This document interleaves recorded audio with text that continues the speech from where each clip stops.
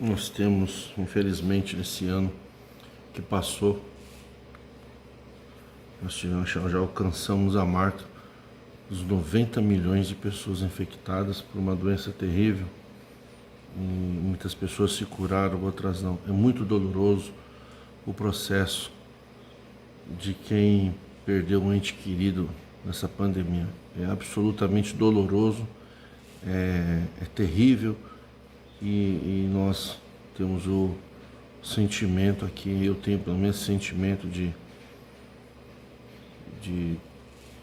dizer assim, eu sinto muito por todos aqueles que perderam seus parentes. Eu estou com pessoas próximas, também está com essa enfermidade, assim, é muito doloroso, é muito sofrido, a possibilidade da cura, mas a possibilidade de não haver a cura, isso é uma coisa terrível. Então eu gostaria de prestar minhas condolências às famílias que estão passando por esse duro processo e lamentar profundamente aqueles que se dizem pregadores de alguma mudança na vida das pessoas ou na vida de uma igreja, ter esse desrespeito de só divulgar quando acontece alguma coisa com o ministério, ignorar pessoas do povo, não ter valor nenhum. E quando uma pessoa que tem um título ministerial, um título fajuto dado por Deus, título dado pelos homens, porque o título ministerial dado por Deus não tem rótulos humanos. O verdadeiro ministério não tem rótulo. Esse ministério que vocês fazem vídeos dizendo irmão de ministério morreu, ficou doente, está internado.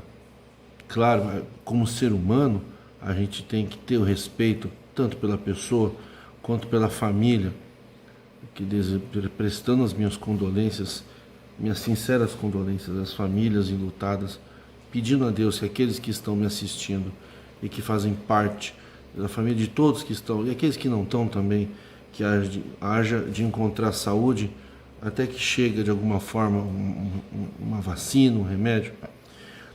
Mas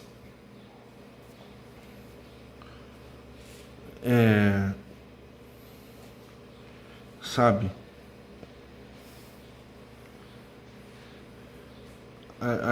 é muito frustrante você ver pessoas se prestar a esse trabalho de fazer divulgação de pessoas que têm título ministerial na congregação cristã no Brasil, que estão com uma enfermidade. Antes disso, havia já essa prática abominável de dizer: o Senhor recolheu o servo de Deus de tal igreja, o Senhor recolheu o servo de Deus de tal comum, um ministério, tantos anos de ministério, o Senhor se comprazeu em recolher o seu ungido, o seu filho, o seu servo, sabe? Isso é nojento, abominável, não com relação à pessoa citada, mas com relação ao conjunto de pessoas que se esperava que de uma igreja todos fossem iguais. Como diz o tópico de 61, o maligno tópico de 1961, metade ele é abominável e metade ele é semi-abominável. Diz o tópico: nesta obra somos todos iguais, com a caligrafia, com a grafia de 61, 1961. Nesta obra somos todos iguais, não temos parentes e não temos amigos, somos todos iguais. E não são filhos de Deus aqueles que não se batizam entre nós. Eu não sei quem é mais maligno, se é esse ser que vocês inventaram, o diabo, ou é vocês mesmos e o diabo. Vocês mesmos são o diabo. As pessoas falam: mas não existe diabo. Existe sim. O ser humano muitas vezes é o próprio diabo da humanidade. São pessoas que difundem uma maldade, um sentimento perverso na sociedade, pessoas que não têm compaixão, que não têm misericórdia, pessoas de 60, de 70 anos que têm um título ministerial, que quer julgar, executar ministerialmente, suspender a carreira de um jovem. Eu fico tão compadecido, meu coração, eu não posso nem falar. Eu não posso nem falar quando vocês cortam a liberdade de um rapaz de 15 anos de idade. Quando vocês cortam a liberdade, sabe? Quando vocês cortam a liberdade de um rapaz de 17 anos, de 19 anos, sabe? A gente é pai, a gente fica meio assim chateado com vocês são muito malignos, sabe? Um rapaz que cometeu um ato juvenil, um ímpeto juvenil, uma vontade de ter uma relação, uma vontade de conhecer a vida sexual, uma vontade experimentou, às vezes até alguns experimentaram até as drogas, outros experimentou um cigarro, outros experimentou alguma coisa, outros cometeram até algum crime, algum ilícito, mas estão na idade da formação, sabe, trabalhar isso. Claro que tem coisas que são absurdas, tem coisas assim inaceitáveis, homicídio, malvadezas, perversidades, mas não é o caso dentro da igreja. Dentro da igreja são pessoas que estão começando a carreira ministerial, sabe? Estão começando a ser jovens, não entenderam quase nada. O cérebro, o tamanho do cérebro é diferente, sabe? A caixa torácica, a estrutura emocional, a maturidade. Gente, é muito triste. Eu falo isso que eu vi muita gente, eu vi muito jovem. Eu vi muito jovem ser cortado na congregação, gente. É doloroso. Eu vi pessoas maravilhosas, gente, maravilhosas, por causa que teve um contato. Foram ingenuamente contar para o ancião: olha, nós nos amamos, vamos nos casar, mas nós fizemos uma relação sexual. O ancião, aquele homem perverso, ele chega e fala: você está sem liberdade na igreja. E muitas vezes, muitos desses nunca mais voltam para a igreja ou nunca mais tem um cargo, tem um ministério, sabe? Que é um sonho do jovem, ele tem aquela esperança de um dia, não digo todos, mas tem um jovem que quer ser músico, ele quer ter um cargo, ele tem orgulho, né? Muitos querem ser ancião, quando eu era jovem eu queria também ser ancião, eu achava bonito, né? E vocês vão lá e vocês destroem a vida da pessoa. Vocês destroem uma vida assim, como se fosse descascar uma banana, como se fosse cortar um pedaço de abacaxi e comer, sabe? Como se fosse cortar um pedaço de cebola, sabe? Vocês tratam a vida das pessoas sem a menor compaixão. E vocês se acham ministros, ministério. Sabe, gente? São duas grandes atrocidades. É cortar a liberdade jovem. Sabe, os adultos que me perdoam, eu sei que é duro, eu sei que mas a gente é adulto, sabe? Você tem 30 anos, 40, 50, já é doloroso. A gente é maduro, a gente sabe, a gente tem uma estrutura, uma profissão, uma maturidade, mas cortar a liberdade de criança na fé, cortar a liberdade de uma criança na fé, sabe? Uma pessoa que está começando os sonhos, ele já vai casar, ele está pronto para casar, ele quer mostrar que ele é um homem, que ele é um rapaz querido, aquela moça organista ou não, muitos moços não têm cargo na igreja, mas são pessoas queridas, sabe? São pessoas assim, são jovens queridos, vocês vão lá e simplesmente sacrificam a alma daquelas crianças na fé. Disse o Mestre Jesus Cristo: ai de vós que se escandalizardes uma dessas meus pequenininhos, dessas minhas crianças, melhor seria que vocês se matassem. Para vocês verem, olha, para Jesus, cara, falar, é melhor você pegar um nó de atafona, quer pegar uma pedra, amarrar um pescoço na corda e pular de um fundo do mar, cara, é porque Jesus Cristo, cara, que é o amor, que é o príncipe da paz, é o rei da paz, ele só tem amor, não tem maldade, não quer lançar ninguém no inferno, sabe? Pelo menos tem a dignidade de se matar, se joga no fundo do mar, cara. Se vocês escandalizar as crianças na fé. Quantas crianças na fé? O que é criança na fé? É a pessoa que não tem maturidade, não sabe discernir a direita da esquerda. Criança na fé é uma mulher que usa uma roupa que um homem manda. Isso é uma criança na fé. Não tem a dignidade de chegar e falar: as mulheres não se reuniram. As mulheres não se reuniram para decidir o que é melhor para elas. Um grupo de irmãs mais antigas e mais modernas, mais novas, se reuniram e decidiram que tais trajes são mais adequados para o culto litúrgico na igreja. que fora da igreja todo mundo é livre, igual os homens. Os homens usam terno na igreja, mas fora da igreja eles não são obrigados a usar terno. Por que a mulher é obrigada a usar vestido fora da igreja se o homem não é obrigado a usar terno? Sabe? Isso é ser criança. Criança come na hora que o papai dá comida. Criança na fé é aquela criança. Quando é que tem papinha? Papinha tem das 7h30 às 9h. Olha, o culto é 1h30. Agora não é mais, agora o culto é 1h. Tinha que testemunhar, agora não pode testemunhar mais. Agora o culto é na televisão, agora não é mais. Agora é copo descartável, agora não é mais, agora não é. Sabe? Criança faz o que os outros mandam, não é adulto na fé. Essas são as crianças na fé. Mas eu tenho 70 anos de idade. Você tem 70 anos de idade, mas você é uma criança na fé. Mas eu sou ancião, tenho 80 anos de idade. Você não é ancião, você tem um título de ancião. Se você fosse um irmão de ministério, você não estava aí no Brás mais. Você já tinha se levantado contra a mentira, contra a soberania. Você teria combatido contra a soberania. Adulto na fé combate a soberania de ancião, que corta a liberdade dos outros. Adulto na fé, adulto cristão, não é aquele que tem 200 anos de idade.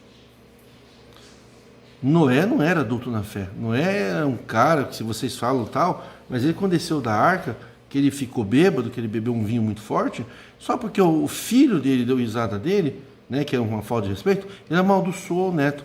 Muitos pensam que amaldiçoou o filho, não, ele amaldiçoou o neto. Canaã é o neto de Noé. Canaã é neto de Noé. Qual é a cidade de Canaã que vocês falam? Canaã celestial? Canaã é uma cidade amaldiçoada, viu? A terra prometida. Vocês querem ir para Canaã? Então vão. Eu prefiro as moradas de Cristo. Canaã é o nome do neto de Noé. Então Noé tinha 400 anos, mas era uma criança. Davi era uma criança. Não tinha maturidade para, sabe, falta de caráter mesmo. É que tem uns que não é criança, é que é adulto mesmo, mas não tem caráter mesmo. Vou deixar Davi de lado, o que assassinou Urias.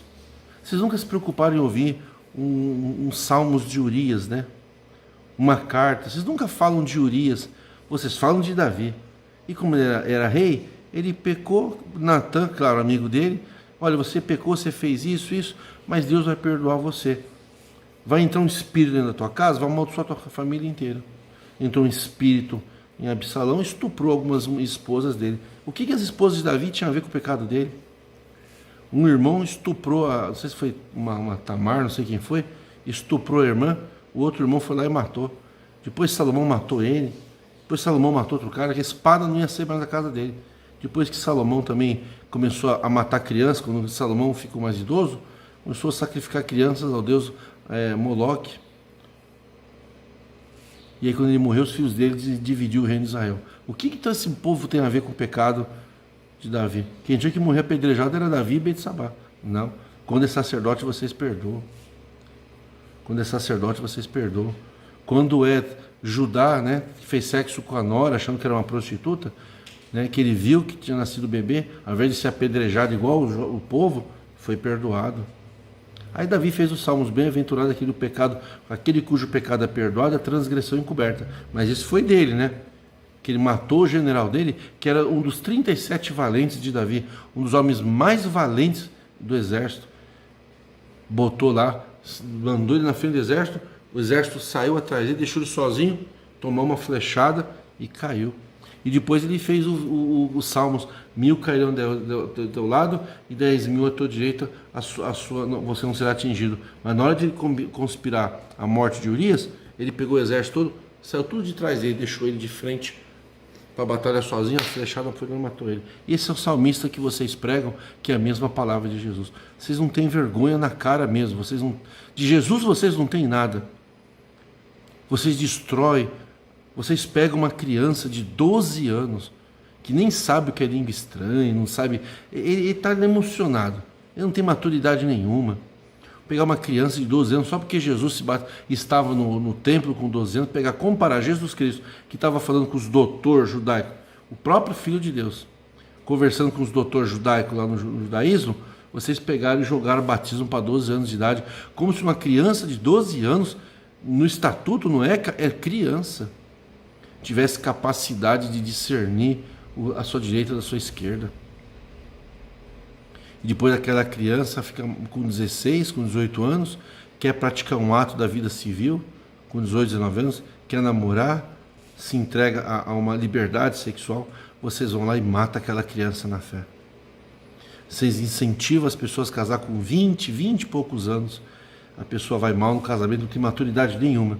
Vocês vão lá, corta a liberdade, proíbe eles casar de novo. Tem gente com 22, 24 anos, que acabou de divorciar, que não conseguiu levar um casamento, claro, imaturo.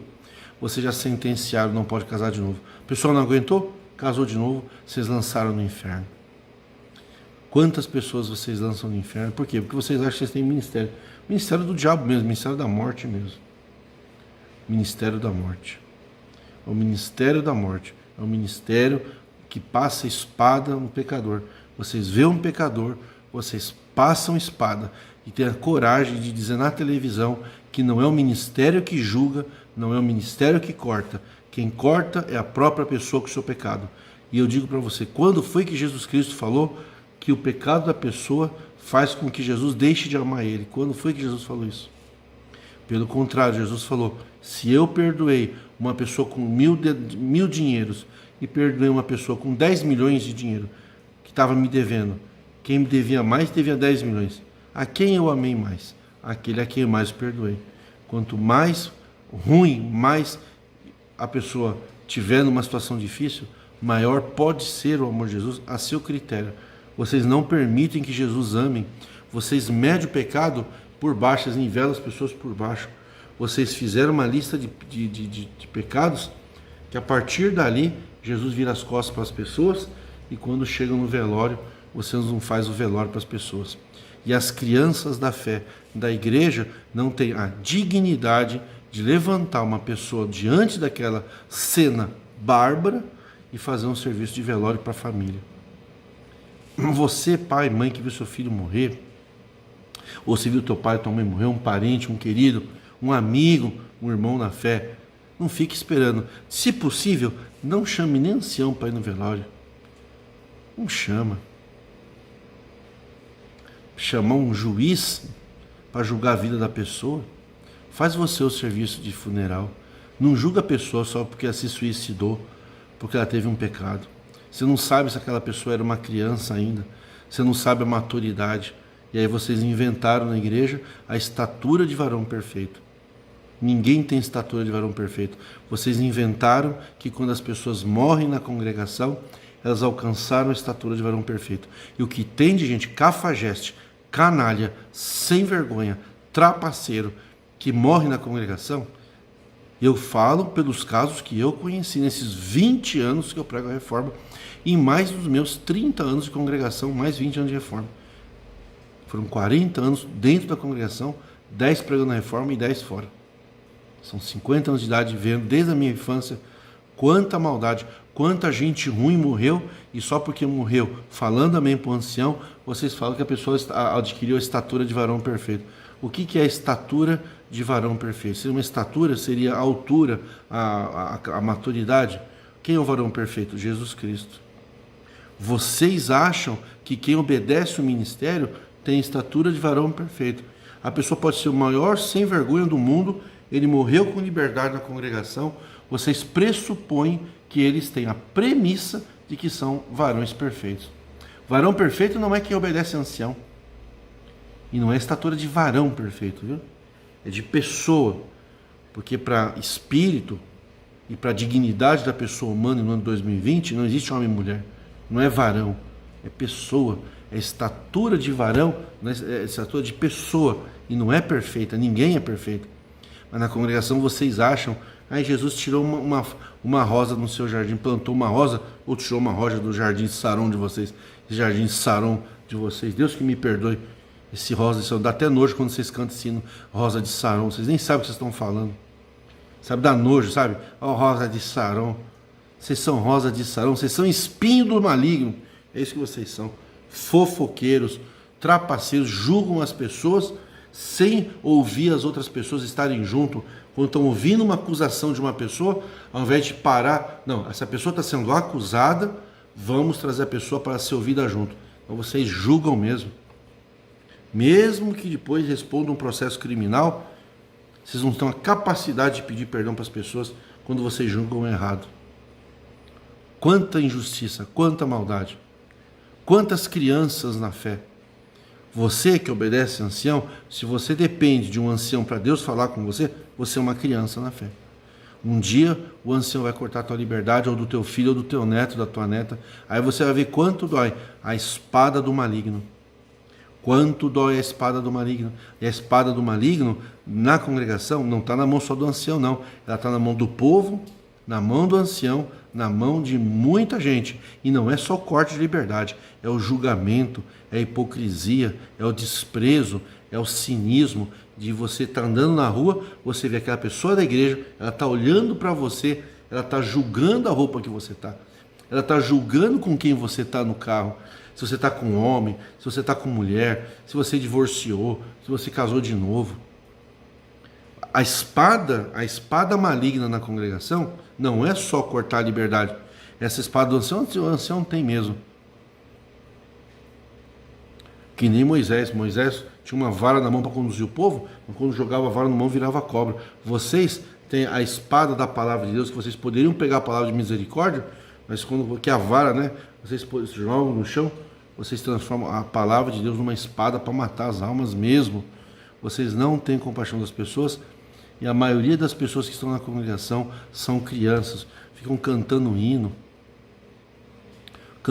de niná, achando que vai conquistar Jesus Cristo, o Espírito Sagrado de Jesus Cristo, com um hino escrito pelas famílias do Brás, que ganham dinheiro vendendo instrumentos com direitos autorais, com hinários feitos em gráficas, onde vocês têm acesso a tudo e o povo não tem acesso a nada. Vocês acham que ter ministério é um título. O verdadeiro diácono não é chamado de diácono. O verdadeiro diácono é invisível. Ninguém vê o diácono. O diácono é invisível. Sabe por quê? Porque quando a pessoa agradece a Deus, ele agradece a Deus. Ele não agradece a denominação ou uma pessoa. O verdadeiro pregador da palavra de Deus, ele não tem título.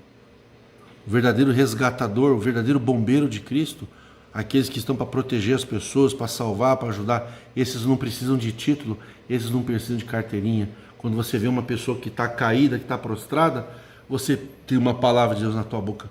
Não é ancião, não. Deus me livre essa marca, esse título. É misericordioso, pregador, ministro da piedade. Irmão, você está caído, eu vou ficar do seu lado até o fim.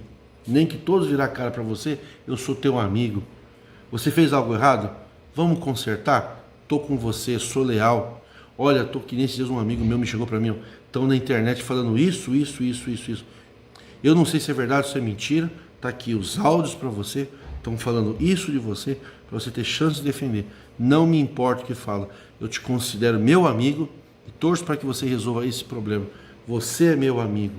Somos leais, dando a oportunidade de eu ajuizar uma ação criminal para poder mostrar a calúnia e a difamação. Isso é amigo, isso é lealdade. Lealdade você carrega, até quando a pessoa vai para uma cadeia, é que nem o amor de uma mãe, todo mundo vira o rosto, mas ela é leal ao amor. Não é leal nas coisas erradas, mas é leal no sentimento.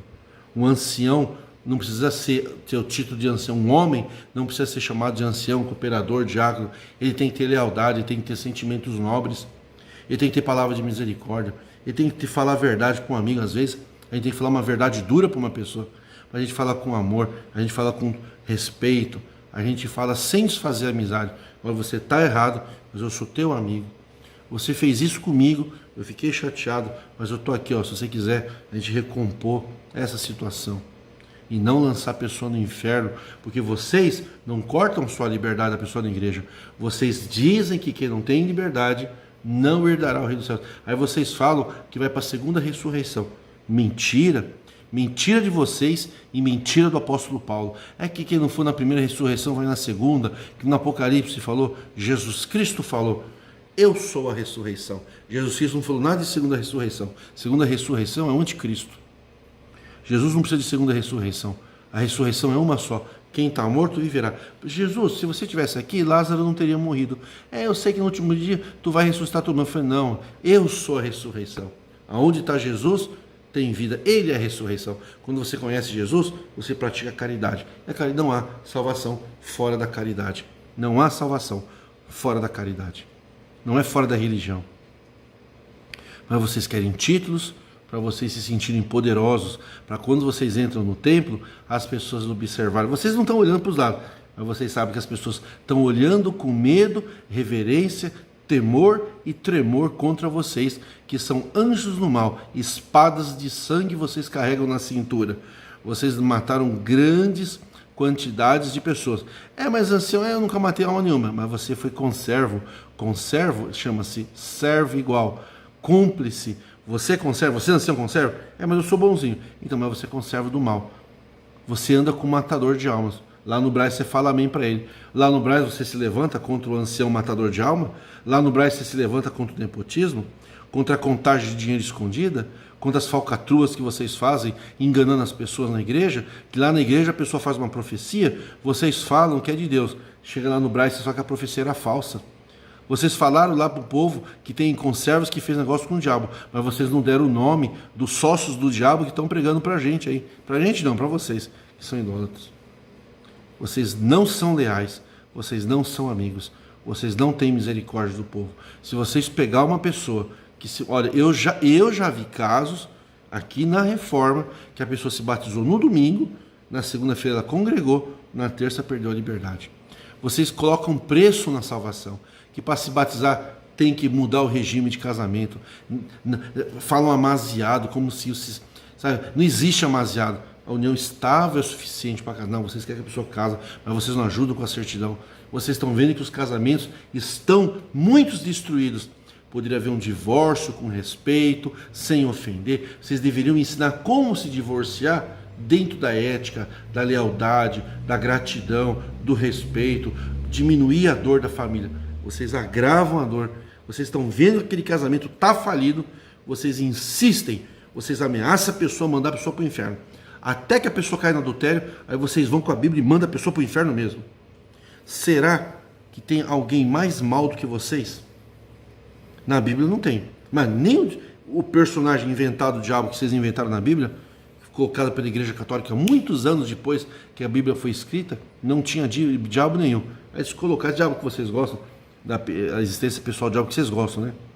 Vocês pegaram o livro pronto da Igreja Católica, 500 anos, tantos anos depois que a Bíblia já estava escrita, eles acrescentaram o diabo, que é para botar as pessoas no inferno mesmo. Vocês não querem que as pessoas morrem. Sabe? Se vocês tivessem um pouquinho de bondade, vocês deixariam as pessoas morrer em paz. Mas vocês não querem que a pessoa morra em paz. Vocês querem que a pessoa ressuscite e taque a pessoa no inferno mesmo. Vocês querem que a pessoa seja atormentada de dia e de noite. E aí vocês inventaram o inferno. E botaram essas palavras imundas na boca de Jesus. Jesus nunca prometeu mandar ninguém para o inferno. É que vocês adulteraram a Bíblia mesmo. Quem estuda teologia, quem estuda os gregos antigos sabe que essas palavras são todas acrescentadas.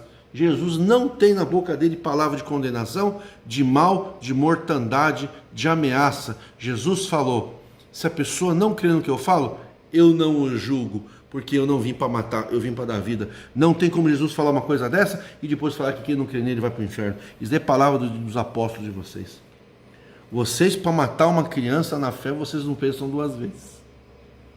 Para vocês matar um sentimento de uma família num velório, que está no momento mais duro, os dois momentos mais duros, é quando a pessoa peca, ela precisa de misericórdia. Vocês passam a espada. E quando a pessoa morre, que a família está em grande dor, enquanto muitos católicos acendem uma vela para iluminar a alma daquela pessoa. Ah, mas é errado. É errado, mas pelo menos o sentimento da pessoa é bom. Acende uma vela para Deus iluminar a pessoa, pede para Deus ter compaixão, sabe? Tem compaixão, não quer que a pessoa vá para o inferno. Vocês querem que a pessoa vá para o inferno mesmo. Vocês querem, vocês dão risada, vocês julgam, vocês cantam com alegria na casa de vocês. Aquele não teve velório. Porque vocês são crianças, vocês deveriam ter vergonha na cara e fazer um velório no velório da família de vocês. Quem tem que fazer o velório é a pessoa da família, não é ancião. Porque aquele ancião está com a mão suja, ele matou um monte de alma, ele negou velório para um monte de gente. Como é que você tem a falta de vergonha na cara de botar um ancião para atender o velório da tua família? Você tem que fazer o velório da tua família. Não chamar esses caras que mataram a vida dos outros. E na segunda hora, que o momento é quando a pessoa cai no pecado, vocês pisam na cabeça e passam a espada na cabeça da pessoa. Não importa que vocês destroem uma família inteira.